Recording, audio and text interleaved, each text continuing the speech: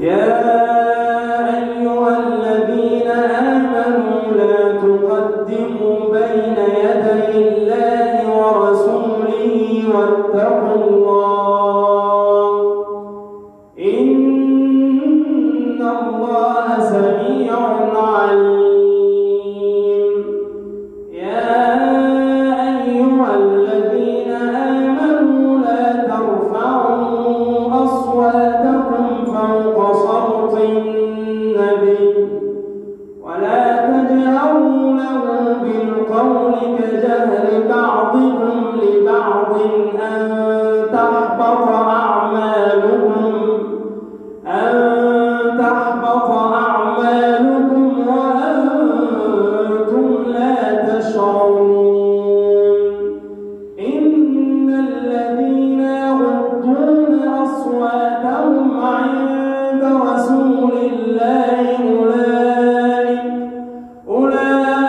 أولئك الذين امتحن الله قلوبهم للتقوى لهم مغفرة وأجر عظيم. إن الذين يغضون أصواتهم عند رسول الله أولئك الذين امتحن الله قلوبهم للتقوى لهم مغفرة وأجر عظيم. إن الذين ينادونك من وراء الحجرات أكثرهم لا يعقلون.